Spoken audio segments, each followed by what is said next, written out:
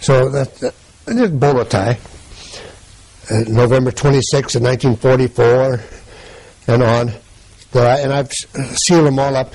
And you see, if you can't see it here, but this says Stalag 11B. And that was one of the camp. This in here is 11B. This in here is 2A. And I think this one probably here, yeah, this is also 2A. But that's just for a short little message saying that you're okay. And then this is the one that I was telling you fellows earlier about, that you, the full letter form.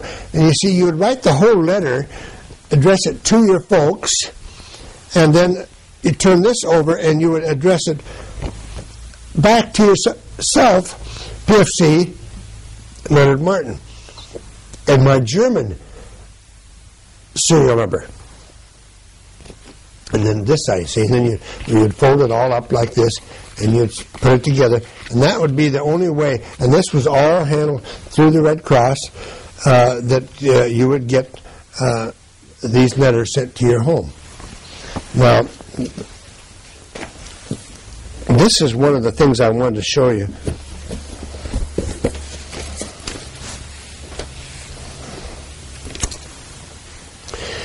When we were first captured, we walked for a few miles, and I found this in Cologne, Germany, this little boxcar. They call them wagons. They're all narrow-gauge train, the tracks, and they were made what they called 4 and 8. I mean, 40 and 8. 40 horses, 40 men or 8 horses.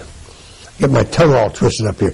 But when they moved us, they put 110 men in there. Well, it was standing room only. So I bought this when I was in Cologne visiting, and then I had the little plaque made. Transportation in 1944 from Holland to Germany. This was a coin purse, a officer's coin purse, and this has a special story about a Russian boy, soldier, just a young lad, that found this nut. Some people like to call him a burr, but it's a nut, and he filed it in the shape of a ring. And he brought it to me and wanted to sell it to me for cigarettes. And I said, no, you take it home and you chisel a little hammer and sickle into it. And so the next day he came back, and that's what he had. So that's a souvenir from a little Russian soldier.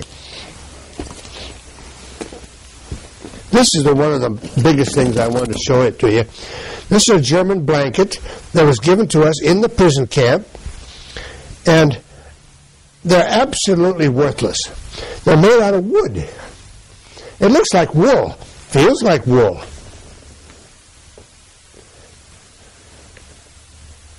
But the way we accomplished But it doesn't keep you warm. Doesn't keep you warm a bit. And we laid on a mattress ticking, a straw, a big sack like full of straw, and so naturally that's where the fleas and the ticks started coming into. But we would bunk together, 2 guys, and put both blankets over you, and so that would help a little bit because there was no heat in the barracks. A lot of guys, but maybe that would help a little bit. And then this was given to us by the Red Cross, and for those of you people who might see this ad now, they're a little bit older, remember that America had matchbooks covers like this that had Uncle Sam say, shh, a slip of the lip will sink a ship. Well, the Germans had the same thing. They had the shadow, I call it, painted on side of buildings, along the fences, and it says, psst. It's right there, psst. In other words, to tell you not to talk. This was given to us by Red Cross. This other one has a steel cover on it, given to me by my grandmother before I went over, and you would carry it right here, over your heart. Hopefully to protect you. One of the things, here's the scissors and the clippers that I was telling you about, that I cut hair, that I bartered through the barbed wire fence with the cigarettes that we got from the Red Cross parcel. And this was issued, everybody had some kind of a tin can or a cup or something, but this was issued to us by the Germans. And it's a little bit similar, although the U.S. forces had separate fork and spoon and knife, and they had theirs built like this. Well, when we went from one camp to another, they didn't want us to keep these. They wanted to keep them for people coming into the camp later. So I was bound and determined I was going to have something to eat with. So what I did, I put it in my shoe. Right there. And I walked for 5 miles with that fork right there. Well, to say nothing of the sock, my foot wasn't in very good shape. But you had your... I had my fork and spoon to eat with. And then, two other things here that I would like very much to show you is this cigarette. If I put fluid in it, probably would work from a soldier.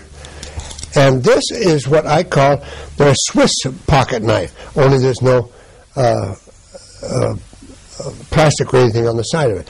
And it's just as good as the day that I got it. All that. And then this one here has a significant story to go with it. This little men's pocket knife. When we first started going into action, we run into fellas coming from the front line that we were relieving. And they said, well, wait till you get up front and you get 88 fever. Well, we scoffed at it. What do you mean, 88 fever? Well, you'll find out. The Germans had a cannon, 88 millimeter cannon. And it was point detonating, what they call point detonating. It would hit hail, hit a bird, a little branch in the air, and it explode right above you. And so when I found this little pocket knife with an 88, I wanted, because remembering exactly how we felt when we got to the front and we started getting what the fellows would call an 88. It was treacherous because and they were faster than our M1 rifle. That shell, that big round, went faster than our rifle. So that's about it. This is from Georgia, one of the big prison camps called Andersonville. So that's about it, guys. Okay. How did you acquire the lighter and the? Oh, and I also have a German officer's sword, but I traded. I traded cigarettes with him. A sword? This is the German sword that I was telling you about, and it's just like brand new. And I don't know if I'll turn it this way. If you can zoom in on, you can see the swastika and the eagle. Towards the camera so we can get a good shot of it. Like that. And then if you hold it real steady for a little bit. And then if you notice the lion with the eyes. Whoa! Watch your focus and make sure it's good and focused.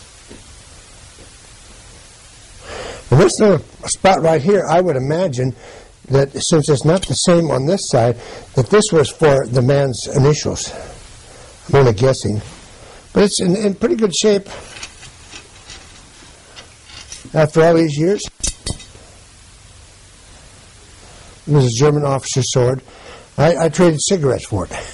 How many cigarettes did Gosh, I can't remember, so darn long ago, but probably had to be a couple hundred at least. And I was not a poker player, but a lot of guys played poker with cigarettes. There was no money.